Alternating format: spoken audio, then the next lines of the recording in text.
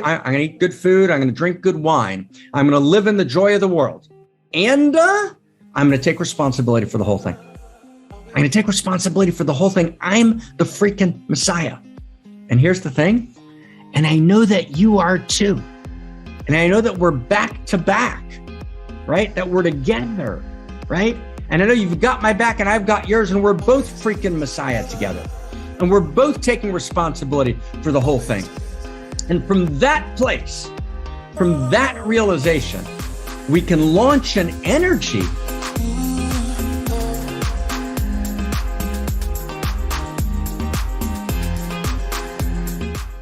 So here we are in kind of Dune part 2, okay? And let's see if we can find our way.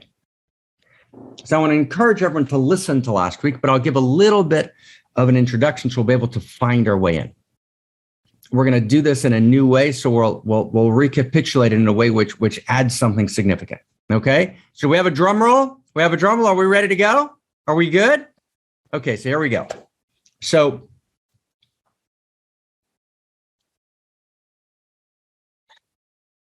the movie Dune revolves around melange, right? And melange, if you will, is the spice. And this spice, which is on the planet Arrakis, in this setting of the future, in which there's a feudal universe, right? And the feudal universe is ruled by a particular emperor, right? Who's an interesting gentleman, right? Shaddam IV.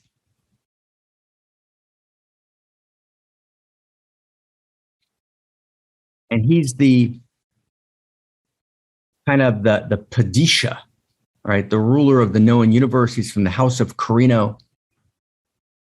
And he represents the corruptions of power. He betrays. And the emperor has divided the universe into feudal kingdoms. There are different houses. So there's a villainous house called the House of Harkonnen, run by Vladimir Harkonnen. Then there's the more noble house, the feudal house of Atreides, run by Duke Leto, his wife, Jessica.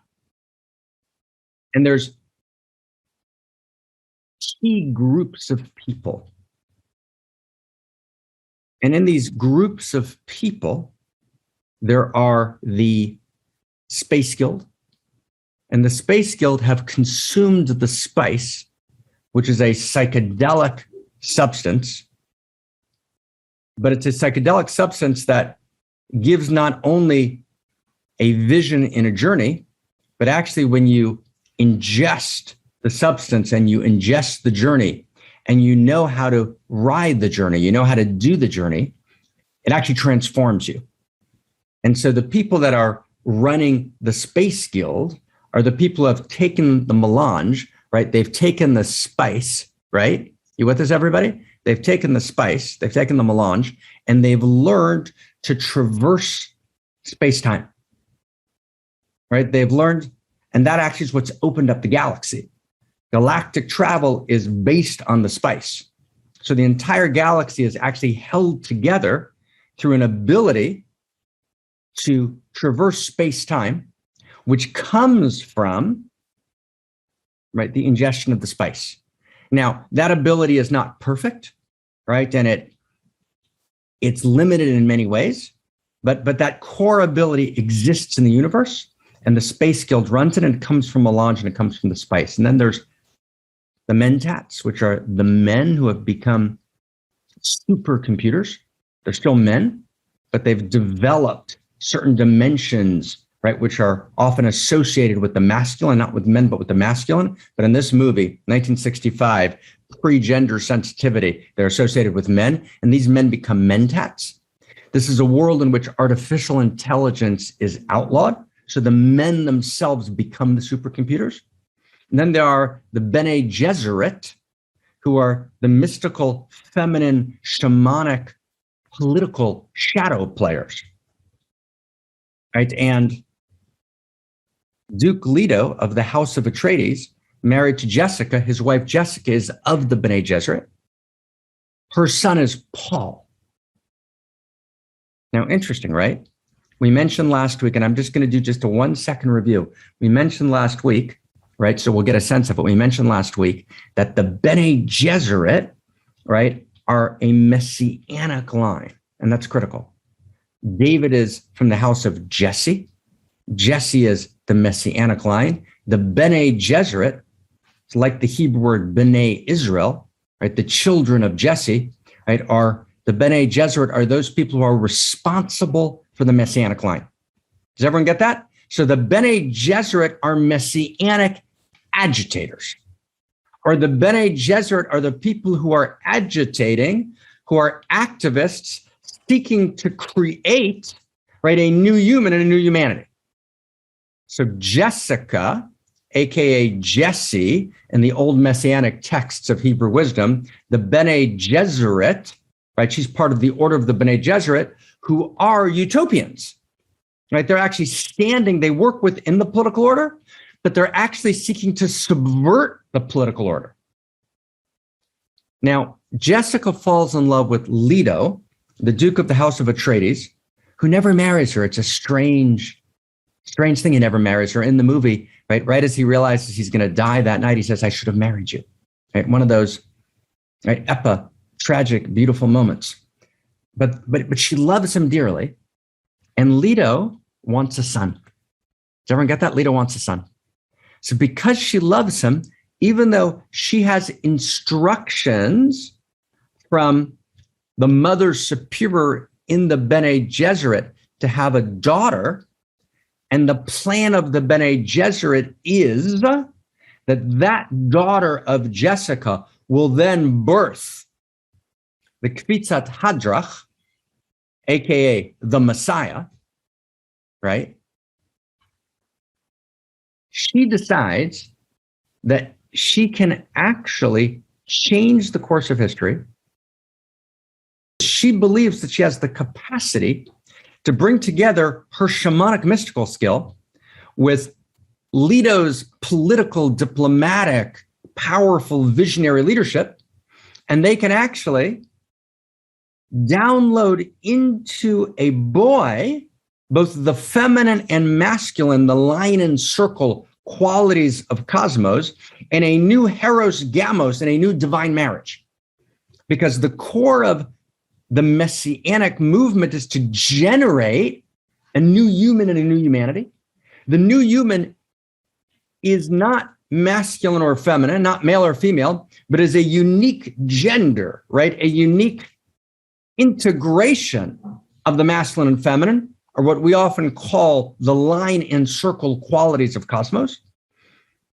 So Jessica disobeys, right? It's an act of civil disobedience for the sake of utopian transmutation of reality. That's what Jessica's doing. She disobeys the mother superior. She has a son, and she raises the son as the one. So she intends to birth the one. Remember The Matrix, right? The later movie in 1999, right? Made by actually a friend of mine, Lana Wachowski, right? And so the question is Neo the one? And in that sense, The Matrix is very much derivative of Dune, and Dune is derivative, right, of the messianic traditions that are waiting for the one.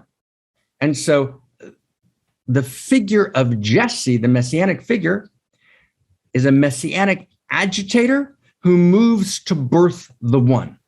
Now, in the original source tradition of Kabbalah, which is one of the matrix traditions for Dune, the masters are messianic agitators, meaning they're utopian, meaning they're seeking to create a better world. They're seeking to birth Messiah, right? Jessica seeks to birth Messiah, right? To birth the new human and the new humanity, but through the person of Messiah. And we're gonna get to that part of the vision, right? Both the enormous potency of it and the enormous problematics, right, of birthing the new human and the new humanity through a one Messiah.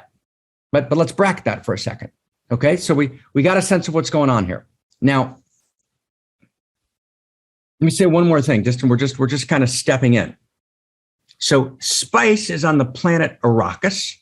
Only one planet in the galaxy has spice, Arrakis. Because it's not a free market capitalist system, right, which is tragic. It's one of the tragedies, right, of Dune. It's actually a feudal mercantile system, right, in which licenses, corrupt licenses essentially, are given out as political favors by Shaddam IV from the House of Carino, right, the emperor of the known galaxy, right? It's a corrupt feudal economic system. And so the empress issued a decree which says that the Arakkans who live on Arrakis, and the Arakkans are the ones that live in the city, and then the Fremen, right, are the Arakkans who live in the desert and who have kind of learned the power of the desert, right? They wear still suits, and the still suits, right, move the water of their body, right, and transmute it so they constantly have, right, water coming in through a little valve, right, that they drink. They can live for weeks, right, walking the desert. And they know, they listen deeply, right? They feel the desert, right? They live in desert power. Now, desert's important, right? Jesus goes for 40 days into the desert, echoing the children of Israel who are for 40 days in the desert, or the desert fathers in Christianity, right? Or the Islamic movements into the desert. And the Hebrew word for desert is midbar, M-I-D-B-A-R, midbar, M-I-D-B-A-R. And that word means midaber, the place from which the voice comes, the place of speech. Right? So the desert is the silent space. The desert is the silent, spacious space which births speech. So the desert's not silence of absence. The desert is silence of presence. And so the Fremen and the Arakkans who live in Arrakis are actually either working for the empire, the Arakkans in the city, or the Fremen are outlawed because the emperor has forbade them from making spice. So those whose planet owns and manifests the spice are subject to radical oppression. Right? The Fremen become outlaws, and the emperor has granted the license for spice making to the corrupt House of Harkonnen. And this we discussed last week. I'm not going to re-enter it now, but the basic plot line of the movie is the emperor removes the license from the House of Harkonnen, gives it to the House of Atreides. Leto, Duke of Atreides, realizes correctly that the emperor has set a trap for him, that the emperor is probably working with the House of Harkonnen. They're getting them to leave their power planet, which is all water, of Caladan, where the House of Atreides rules. They're now all coming to Arrakis, but he senses it's a trap. He thinks he's going to be able to outwit the House of Harkonnen, right, and the Emperor. But the House of Harkonnen and the Emperor are actually in a very brutal mode. And there's a man who betrays Leto of Atreides. Right? We're not going to talk about that betrayal story now. We mentioned it a little bit last week. And almost, in a very, very short time, almost instantly, when they come to the planet, right, the Emperor's kind of super soldiers, right, allied with the House of Harkonnen, come and essentially wipe out the House of Atreides, right? The only survivors, the only significant survivors are who? Are Paul and his mother, right, who go to the desert, right? The one who betrayed Leto, right? The betrayers are also always complex. He betrayed Leto because his wife was being held captive and tortured, and he betrayed against his will. Right? Judas is always more complicated than we think Judas is. And it's a betrayal story, but the betrayer is moved by immense pain. So the betrayer actually helps Paul, right, the son of Leto and Jessica, to escape. And Paul and Jessica escape, and they find a way to the desert. Right? Paul has this very important ritual combat with Jameis, right, who's of the Fremen. He defeats him, he kills him. Jameis is the person who challenged him to combat. And we see at the end of the movie that they've been adopted, right, by the Fremen. And we have this intuition, and we know this from the future Dune books, that actually Paul is going to become the head of the Fremen. And ultimately, through the Fremen, he's going to take over Arrakis, right, liberate it for the Fremen. His mother, Jessica, is going to become the kind of shaman superior mother, both Paul and his mother are going to be transformed through new journeys with the melange, new psychedelic journeys. Paul will become the emperor, right, of the known universe and will displace Shaddam, right, and his mother, right, and a daughter that will be born from his mother after a psychedelic journey will become these enormously powerful galactic figures. Tragically, however, the story's not going to go well. Because actually the Fremen, after the rebellion, when Paul becomes emperor, right, and they call Paul Muad'Dib, that's his name, Muad'Dib, right, his Islamic name, right, so he's Paul Christian, he's Muad'Dib, an Islamic name, and he's Kvitzat Hadrach, which we pointed out last week is a Hasidic phrase for Kvitzat Haderach, which is the ability to get underneath the space-time continuum, which is precisely the power of the Messiah, right? The ability to kind of bind space and time, right? The Space Guild have it in small proportion, but Paul, right, the Messiah has it in huge proportion. And this is actually the precise power of the Baal Shem Tov, the founder of the Hasidic movement. He could do Kvitzat Haderach. He was a messianic figure because he could bind past and future. And friends, how many of us want to bind past and future, right? Right. So he's both has a Jewish dimension, right? He's called Kvitzat Hadrach, drawn from the Kabbalistic tradition. He's Paul, right? Student of Jesus, Christian, right? He's Muad'Dib, right? Islamic.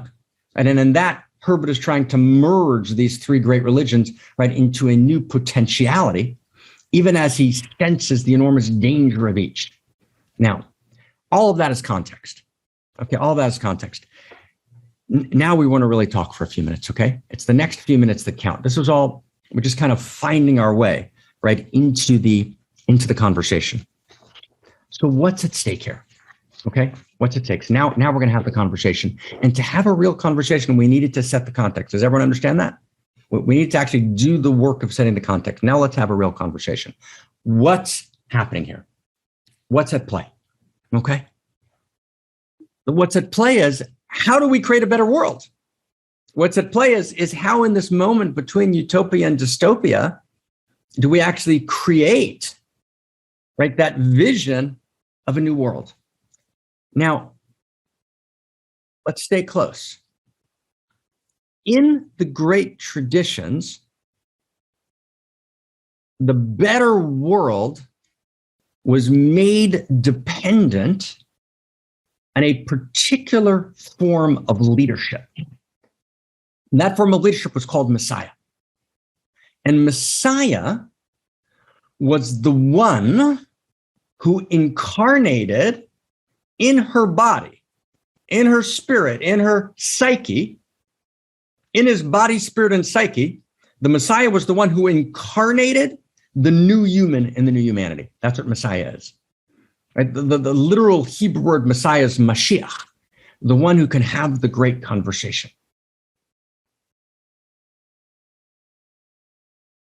And the charisma of Messiah, and by charisma we mean the spirit of the divine moving through her or moving through him, right? That spirit sparks the God force, sparks the love force, right? Sparks spirit, and an entire set of political events take place,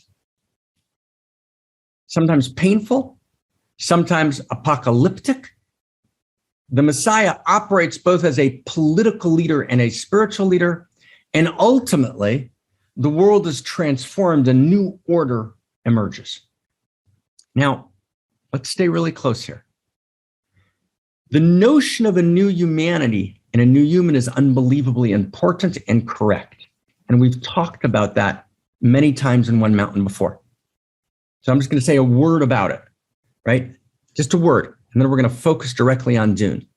The notion that there are levels of evolution. There's a first Big Bang, the explosion of matter. And then matter triumphs after all of its levels of development as a life, the second Big Bang, biological evolution. And then the second Big Bang goes through all of its levels and it triumphs as self-reflective, the depths of the self-reflective human mind. And then that's right? That's the birth of the noosphere, right? That is cultural evolution. Those are the first three big bangs. What we've added to the first three big bangs is what we've called in cosmorotic humanism, right, the fourth big bang.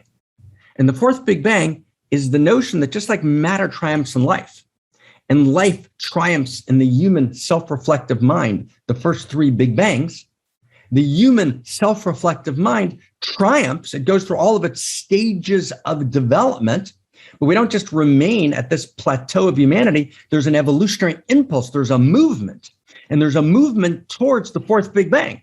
And the fourth big bang is when the self-reflective Homo sapien triumphs, right? In a new possibility. We call in cosmorotic humanism, that new possibility, we call that Homo amor. Now we call it Homo amor. It's the emergence of the new human and the new humanity. But in calling it that, we're taking issue with the images in the movie Dune. Because what we're saying is that Homo amor is not just an individual human being. Homo amor, like Homo sapien, is a genus, but it's a new human and it's a new humanity.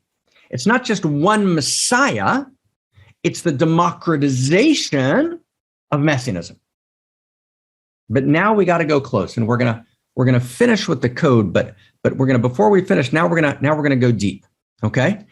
And I want to ask everyone, just, stand, right? And what else is there really to do, right? Than to actually change the source code together. Is there something more important? Right? Let's stay and let's be fully in this together. Let's blow this away. So and I want to just pour, if I can, with your permission, just pour love into you. Let's pour love into each other around the world, right? And let's hold this field of Eros, and let's see if we can unpack this. So the image of Messiah, right? Of leadership, right? Of this radically strong, charismatic leadership is a critical image. It's insufficient. It's why we talk about the democratization of messianism. It's why we talk about the triumph of the self-reflective human in the fourth Big Bang as Homo amor. Absolutely. However, we don't debilitate the notion of Messiah, right? And this is what Frank Herbert understands. He understands that, when he's writing, right, in San Francisco, as Tom Goddard reminded us last week, he's writing in San Francisco. It's 1963, 1964. He's reading mystical texts, right? It's right before, the beatnik movement and the anti-war movement and the rock and roll movement and the hippie movement have kind of come together. They came together in a kind of epic meeting, which my friend Michael Lerner, who was at, described to me in 1963, 64, right? But it's right as they're coming together, right? Herbert's feeling egalitarian, right? He understands, right? There's this notion the 60s are in the air. There's this desire, right? The age of Aquarius, right? When the moon was in the seventh house, right? The dawning of the age of Aquarius. That's what's in the air. And yet Herbert understands, and he turns to the great traditions. He understands, right, that there's a need, excuse me for something in my eye, right? He understands, right? We got to cleanse, right, the doors of perception, right, including the eyes, right? Herbert understands that there's a need for powerful leadership, and that if we democratize so dramatically that we inhibit leadership, we're in very big trouble. So he understands that leadership's important. So he turns to the messianic tradition. He turns to the messianic model. He understands that, and that's correct, right? A community needs not a Messiah, right, but powerful leadership. Leadership that's alive. The Black Civil Rights Movement was unbelievably important. It changed the face of human history. And Martin Luther King was important. And Martin Luther King was a flawed leader, without question. Right? And actually, when the Martin Luther King archives are unpacked in probably 2028, right, the depth of that flaw will probably be revealed, and it'll probably be a very, very dramatic and traumatic time in the community. So Martin Luther King was a flawed leader, that's clear. But he was also a great leader. He was also a great man, right? And he inspired, and he embodied something. And when he said, I have a dream, right, he opened something up, right? And when he envisioned, right, that people will be judged by right? But not by the color of their skin, but by the content of their character. And when he writes his letter from the Birmingham city jail, and when he marches in Selma, right, he is a prince among men and women. And his inspired leadership does something, as did the inspired leadership of Malcolm X. And what happened to Malcolm X and what happened to Martin Luther King? They were killed. Right? We assassinate our leaders. We're afraid of inspired leadership. And we're afraid of inspired leadership because there's something about inspired leadership that challenges us. Right? There's something about the eros of inspired leadership that we go to murder. Wilhelm Reich called it the murder of Christ. And he didn't mean that Martin Luther King was Christ or that Malcolm X was Christ. He meant that there's a Christ force, there's an eros.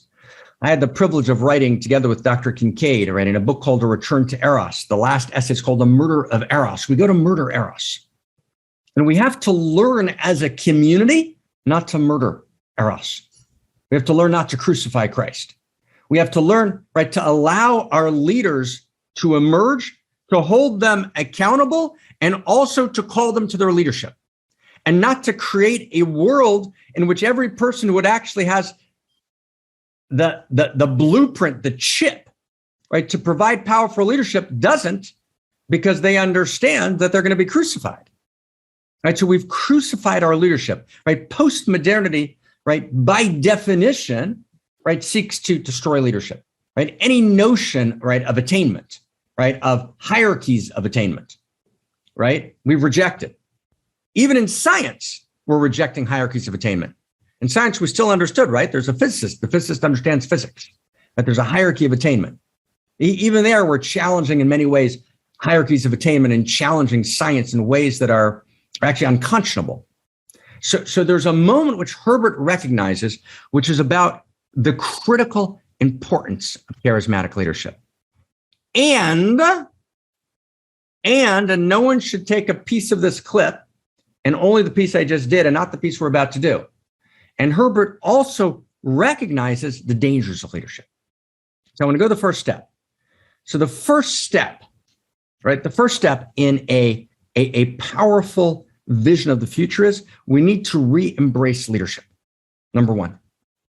And we need to re-embrace the possibility of charismatic leadership.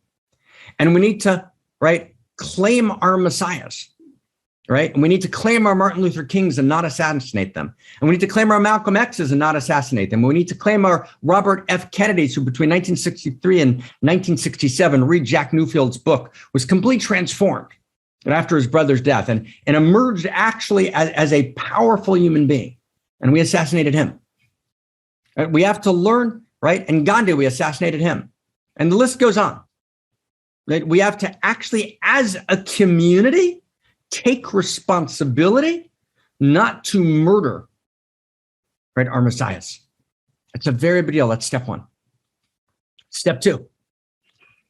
Step two is our messiahs, our leaders, need to take responsibility for stepping into their personal destiny of leadership, which is not a political structure. It's not a power structure. The leader actually needs to be purified. And this is step two. The leader actually needs to disavow the egoic. The leader needs to be Plato's philosopher king in the Republic, Illusions and the Theaetetus. Right? And the philosopher king, right, acts for the sake of the whole. And the philosopher king, right, actually, right, has a dimension of mad, radical passion, the kind that Rumi and Hafiz, right, the great Sufi poets, write about for the sake of the whole. Right? There's a Christ-like quality, right, to the leader, which is absolutely critical. So the leader needs to step into their personal destiny and not be just a good wielder of power. You know, I know that for most of the people on this call, Donald Trump is not popular, right? And for quite good reasons. So I'm going to say something shocking. Donald Trump is brilliant. And anyone who tells you he's a blithering idiot, it's just wrong, right? He defeated, right, a field of 16 brilliant Republican challengers. Right? And he did it by a kind of cunning street brilliance. He was elected president. And there was a moment when he was elected president where we all held our breath. We all held our breath. And Barack Obama, correctly, beautifully, it was one of Barack Obama's most beautiful moments of leadership, held his breath and said, the office can change him. He could have risen to his personal destiny then. Right? Trump had actually a moment where there was a moment we thought maybe he can transform. Maybe he can actually become, right, something that has true greatness. And tragically, he didn't. Right? Tragically, he devolved right into the worst of his narcissism. Right. And he made the presidency a complete personal platform, right, for the lowest common denominator of humanity across multiple platforms. But there was a moment that we waited for Trump to step into his destiny, and he missed the moment. There's a moment in which a leader steps into their destiny, and Paul Atreides, and this is a key moment in the movie. This is the second theme, right? The second necessity for building a new world is the leader has to be willing to step into their destiny, and the leader has to be willing to sacrifice, and the leader has to be willing to be filled with fear and fearless at the same time.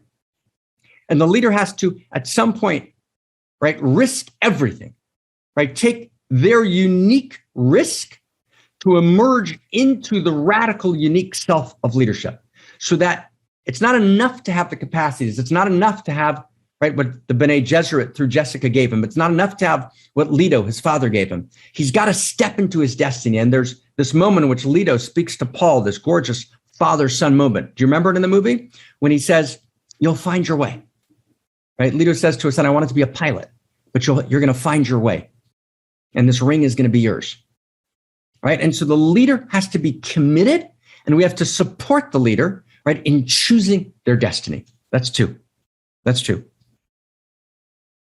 3, we have to be wildly aware of the potential corruptions of leadership.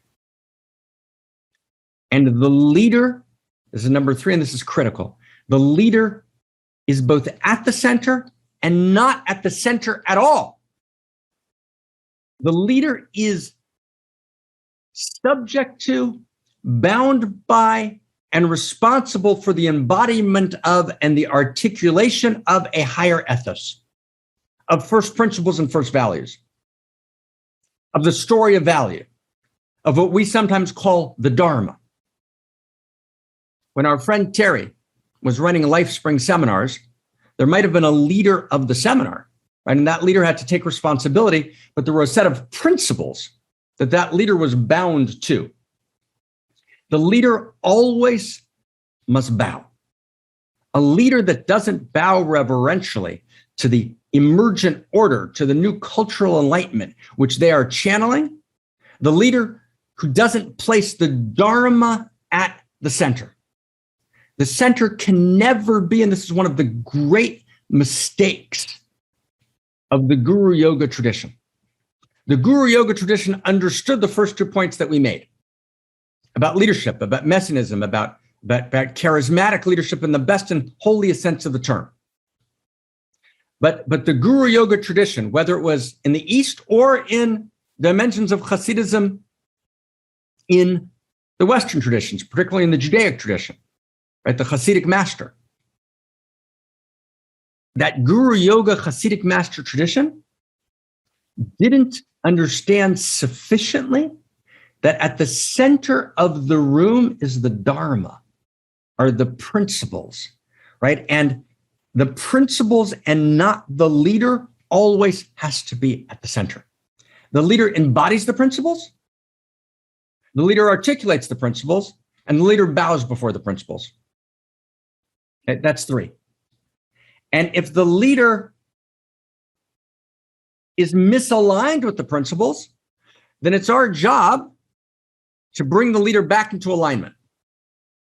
And if a conversation can't be had that's authentic and that's real, and you got to have that conversation, you got to work with the leader.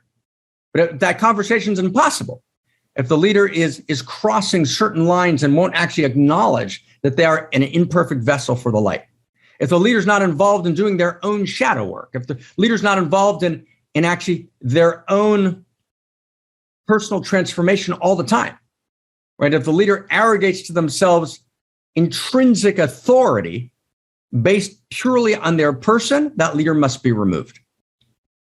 Right? That leader must be removed always. So the leader, and this is point 4, the leader is always an imperfect vessel for the light. The leader always has to be doing shadow work. The leader always has to be engaged in the process of face everything, right, and avoid nothing. The leader always needs to be modeling transformation in their own self-transformation. The leader always needs to be practicing, right? The leader needs to be audacious and radically humble. And the last point, this last dimension of point 4 is the leader also needs to be able to take off the mantle of leadership, right? And as the leader can wear the mantle of leadership when teaching and when leading. And then sometimes the leader just needs to be able to take off the mantle and have a beer and relax and let the transference, if I can use a formal term, kind of relax itself. And the leader needs to be able to, and the community needs to allow the leader to, right, to actually have dual relationships, right, to have actually friendships, right? And we don't allow that. Right? We have to both be friends. We have to be brothers and sisters, and we have to empower leadership. Right? And so there's these 5 dimensions in point 4, which allow for a new kind of leadership, where the leader is a leader teacher, but also a brother sister. And it takes a depth of maturity, right, to hold the dialectical relationship between those two, right? How to hold friendship and how to hold reverence, right, at the same time.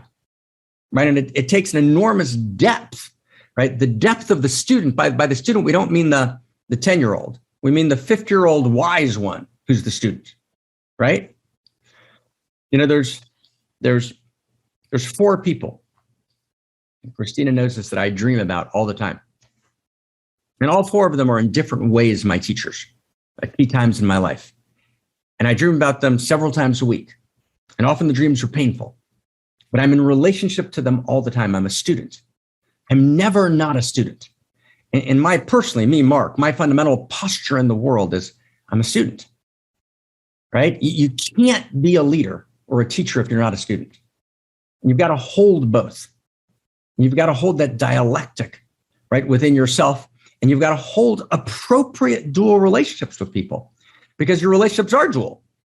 And then lastly, in this point 4, right, about this dialectical quality of leadership within the leader himself, there's areas in which the leader is not a leader, right? In other words, there might be areas of expertise where the leader just doesn't have any skill or doesn't have any capacity. And so in those areas, the leader gives over leadership to other people in the Unique Self Symphony, right? That's a very big deal, right? And then there's got to be times where the leader steps back and other people step up and teach, like we did this summer, right, in our Unique Self Symphony. Okay? But we're teaching together the Dharma, the shared set of principles, right? The new story, right? The new language, which can become a source code, an evolving source code, right? For a culture in meta-crisis, right? It's this creation of the new story, this creation of the new language. So that's point 4. Point 4 is this last point about leadership. Point 5, again, straight from Dune. So Dune gets the corruption of leadership. What happens to Paul? And let's track this carefully. Paul becomes the emperor of the known world. And then what happens, friends, is absolutely and horrifically tragic, right? The Fremen, who he's become the leader, and they've kind of taken over Arrakis, they launch a jihad, right? They call it a Muad'Dib jihad. They kill, as we said last week, 61 billion people. They destroy 90 planets. They devastate hundreds of other planets. And Paul is devastated because he's unable to direct the desert power, right? The desert power, something happens in the desert power, right? And Fremen, actually, right, the emergence of the Fremen, these desert people, was very much inspired by Herbert, by Lawrence of Arabia, right? And an understanding of the great power of the Arab world and the great danger of the Muad'Dib jihad, right? Because at the center of the Fremen, you have principles of honor, but you don't have principles of ethos that have gone through an evolution of consciousness, right? That have gone through a Western Enlightenment, that have gone through a sense of universal human rights, that have gone through the irreducible dignity of every human being, that have gone through Martin Luther King's I Have a Dream speech. So the Fremen are filled with desert power, filled with capacity, right? The fire of the desert, right, is in them. But that waking up into the enormous power of the desert isn't transmuted, right, through a prism of growing up to higher structure stages of consciousness, which include universal human rights, right? And so the Fremen become some version of Osama bin Laden. And Paul, the messianic leader, is unable to control him. And Paul himself becomes, right, there's a corruption that enters Paul, right, at his level of power. And that corruption, which begins to enter Paul, actually is transmitted to his son, Leto, who becomes an absolute tyrant, right, and degenerate emperor. You get that? So when Paul tries to transmit through the bloodline, right, this messianic quality, right, actually the ethos, right, that becomes slightly corrupted in Paul, we begin to see it in the later novels of Dune, is transmitted to his son Leto. And his son Leto ultimately becomes a radically destructive force, merging in some sense with the destructive worms, right, of, right, the planet Arrakis, and becomes a brutal tyrant much worse than Shaddam IV, who his father overthrew with the Fremen. So Herbert understands, right, the corruptions of leadership. He understands the debilitating possibility. So that's 4. Now, 5, 6, and 7. Okay, I want to finish this here. This is a big deal. Who's together? Are with us? Who's with us? Are we together? Are we good? Are we good? Can we do this? Can we finish this? Do you want to wait till next week, or should we finish now? Should we wait till next week? Finish now? Are we finishing now? Now? Okay, so we finish. Here we go. So let's go. So next piece, and this is critical. Number 5, the other tragedy of the messianic figure is that everyone's waiting for her. Everyone's waiting for him. Right? You get that? In other words, they're living in Arrakis, the Fremen and the Arakkans. The emperor is completely oppressing them. We're in a feudal mercantile system. And what are they doing? They're waiting for the freaking Messiah. Right? What I always call, right, citing Samuel Beckett, right, waiting for Godot. They're waiting for Godot. They're waiting for Messiah. Right? And they're very excited. They have these traditions. Their traditions are real. And when they see Paul, and Paul knows how to put on the still suit, he knows how to tie the shoes, right? They cite the text from their traditions, right? He knows our ways, right, from his youth, because he knows how to tie the shoes, right? There's all these signs. Stilgar, right, the head of the Fremen, recognizes him when he goes to meet his father Leto, right when the House of Atreides has just landed, right, on Arrakis, right? But they're so intent on waiting for the Messiah, they actually disempower their own capacity. They need to change the governmental system. They need to change the economic system, right? They need to move into and to agitate for a new world. And instead, the Fremen become, right, a perverse shadow jihad form of desert power, right, who are so used to the abject oppression of a feudal order that they attempt to replace the feudal lord with a Messiah, right? In other words, they're so used to bowing that they want to only change to whom they bow. So now they're not going to bow to a feudal lord. Now they're going to bow to the Messiah. But in their waiting for the Messiah, they actually disempower their own capacity. They disempower their own capacity entirely, right? And so they actually participate. They allow themselves to be outlawed, and they focus on this Messiah who's going to come, and actually don't go through a developmental structure of new consciousness. They remain at a level of consciousness, which is they're part of a mythic membership society using developmental levels of consciousness, waiting for a Messiah, instead of actually up-leveling their structure of consciousness and joining, right, a new, right, achiever, rational, democratized consciousness in which actually, right, they enact new visions of the new human and the new humanity. They can't actually, right, create a vision of the new human and the new humanity because they've actually externalized that vision onto one man and one woman, right? In this case, Jessica and her son, right, become the two messianic figures. What they need to do is they need to internalize, they need to up-level their consciousness and internalize the new human and new humanity and actually articulate that new vision, which they can't do. So they're actually lost, as is most of the Arab world today, right? And you're not allowed to say that, but it's actually true, right? The tragedy of Islam in the world today. Islam is a gorgeous system, and I'm madly in love with the Sufi masters who are one expression of Islam. But Islam, it has actually not gone through a Western enlightenment. It remains in a kind of feudal system in the overwhelming majority of the Arab world, which is why the internal horror in the Arab world, right, in terms of human rights, in terms of the utter decimation of women, right, and their role in society, right, all is of a feudal nature. We need to actually take Messianism back, move beyond, right, the mythic membership society waiting for Messiah, and actually internalize that and articulate, right, this new vision of Messiah. Okay, so that's critical, and particularly, right, we need to create a new system of government and a new economic system.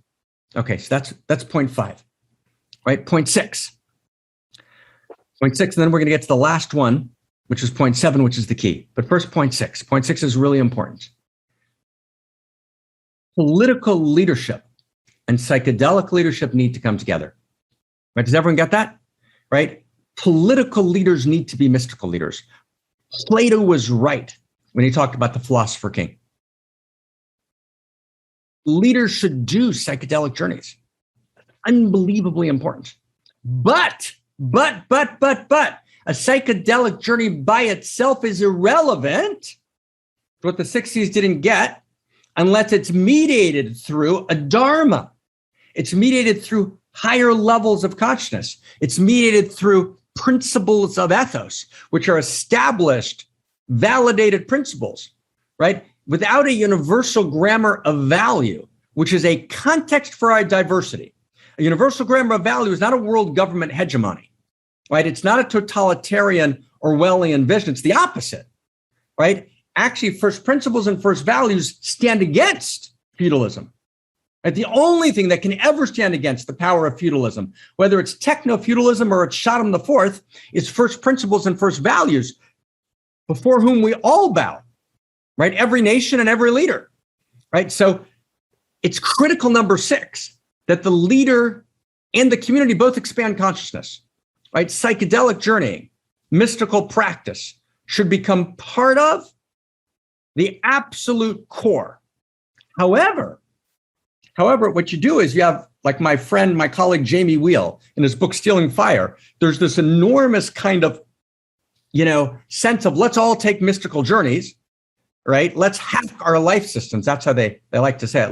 Let's do these. Let's hack the life systems. But Jamie refuses to establish any sense of first principles and first values, which actually generates, right, radical breakdown. And the movement, the millennial and post-millennial politically correct movement of people seeking, right, to create, right, their own structures of power by writing into the system is, right, let's hack the life system, let's steal fire, let's take our psychedelic journeys, but we're going to absolutely refuse to recognize hierarchies of attainment. We're going to absolutely refuse to recognize first values and first principles. We're going to actually refuse to actually bow to integrity as a principle by itself, not success.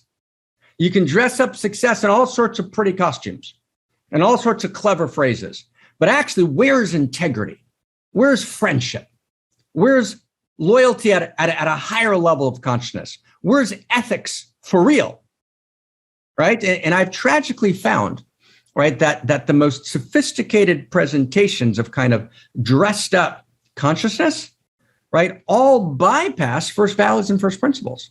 You can't do that.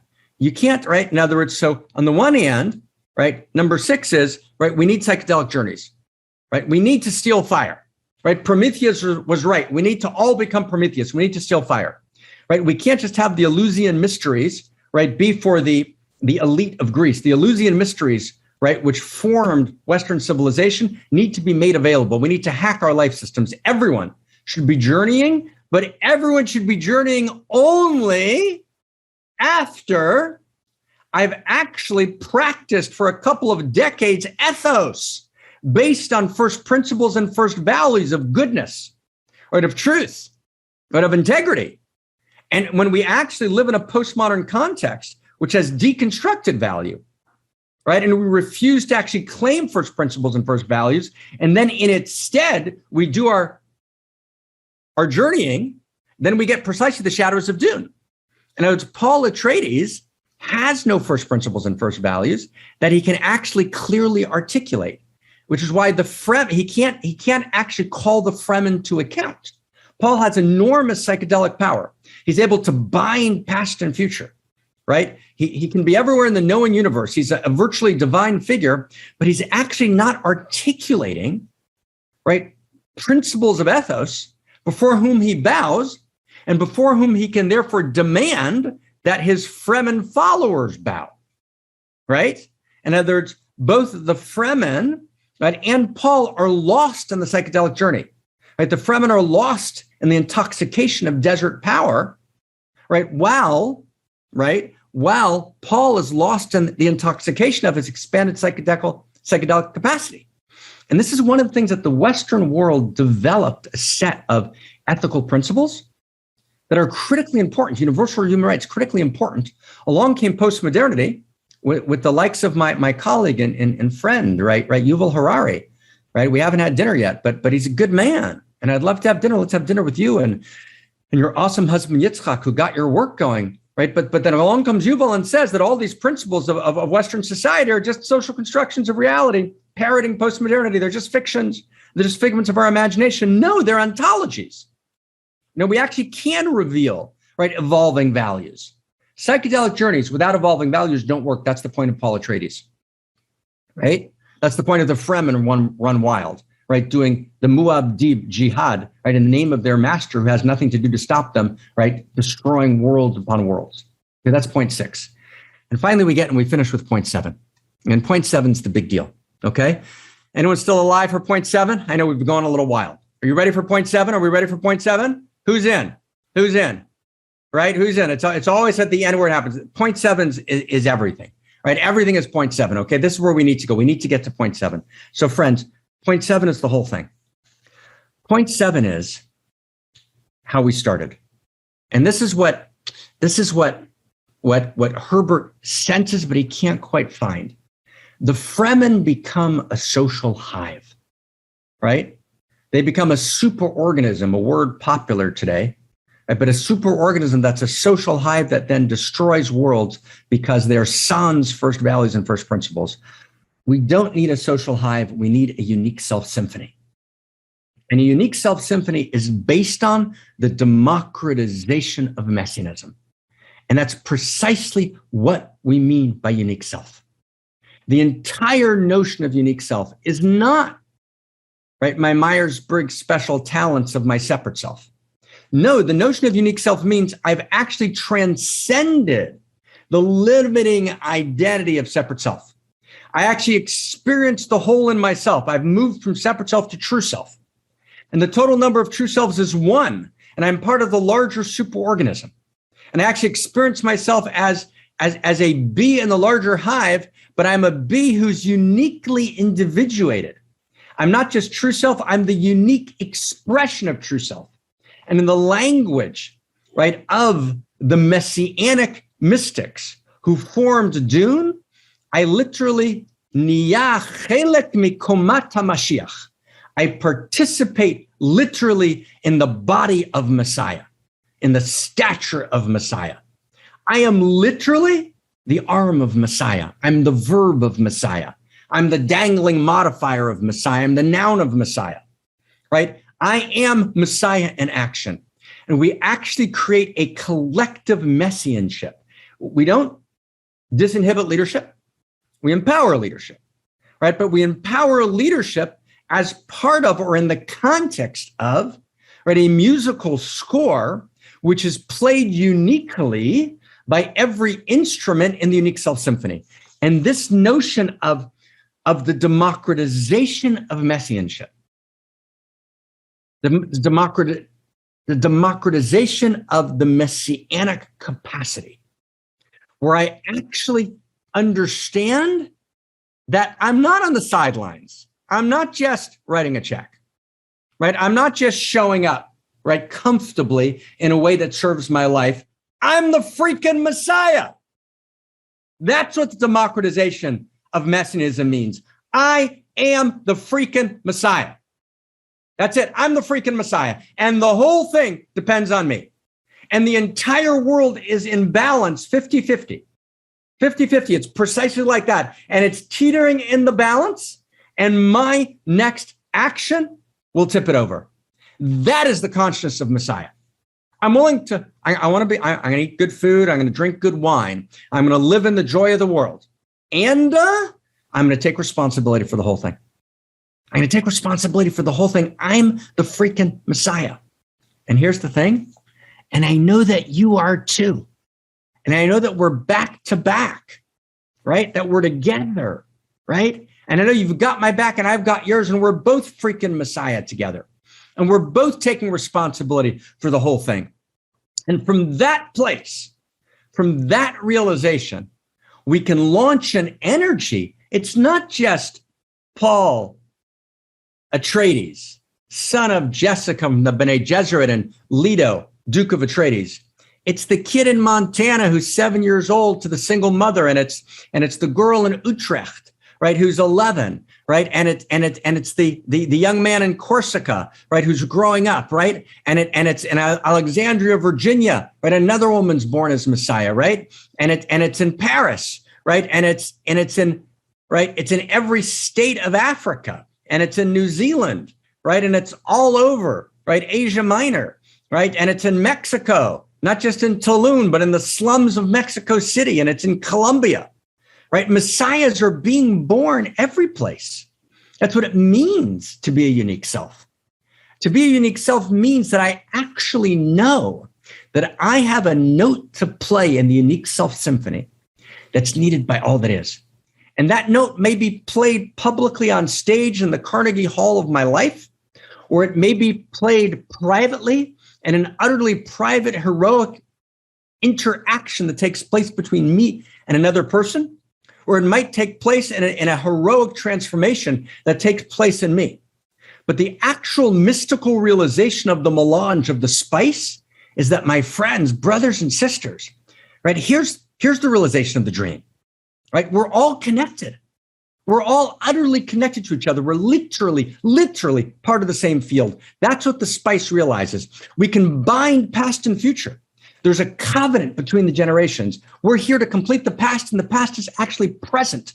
What the Messiah figure is able to do is to get under the space-time continuum and to realize that it's quite literally happening now. The memory of the future is here now, and the past is here now. And actually, the torch is being passed to me in this moment. And what I do in the next moment will complete the past and birth the future, right? If I'm participating in my fullness as part of the stature of Messiah. Right? That's the realization, right? That Herbert's reaching for. He can't quite find it. He doesn't quite, right? He knows that there's something in Messiah. He knows that the Messiah idea by itself is corrupt. He knows that it's going to give birth, as he writes in later episodes of Dune, later novels of Dune, it's going to give birth to corruption. That's going to give birth to jihad. And he understands, and here's the paradox. It's one of the things that Herbert sets up in Dune, which is a proto-unique self idea that he doesn't quite realize or fulfill, but it's there, that actually every person who has the spice has a different experience of the spice. And every time every person has the spice, they again have a different experience of the melange of the spice. That's unique self. What the spice is pointing towards is unique self. Every person meets the spice uniquely. So Herbert the idea is playing in his mind. It's late at night. He's in San Francisco. He's on a psychedelic journey, right? He's in his apartment writing. He's getting, right, every person has a unique experience of the spice, and he writes it down, and then he goes back to Messiah, right, to Paul Atreides. But he got the seed of the idea. And the seed of the idea is that the universe is one seamless coat of consciousness, and that we all completely impact and affect each other. And that true self doesn't mean that I'm part of the field of one consciousness. It means that I realize that that field of one consciousness is complete, intersecting and interacting in every moment. And I literally affect the entire field. Here's the sentence. This is number 7. With this, we finish. We're completing now number 7. The sentence is da, D-A, da.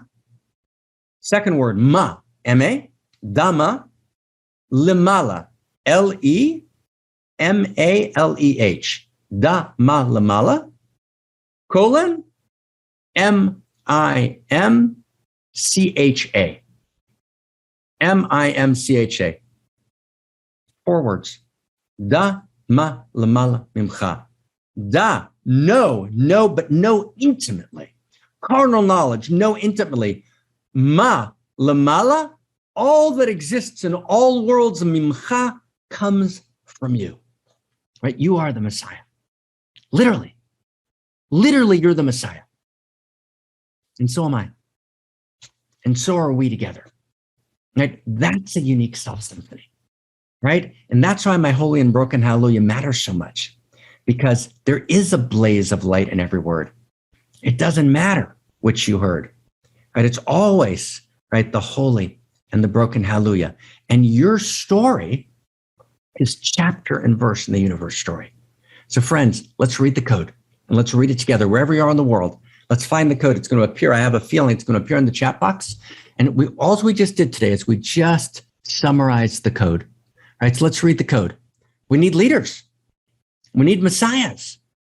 And we need communities. And we need a democratization of messianism.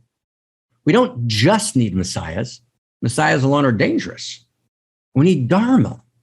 We need dharma in dialectical relationship to messiahs. Messiahs not in devotion to dharma always become corrupt. We need a world in which every man and every woman and every trans possibility, right, is literally a messiah. And we also need the spark of holy charismatic leadership. We need messiahs, and messiahs are dangerous.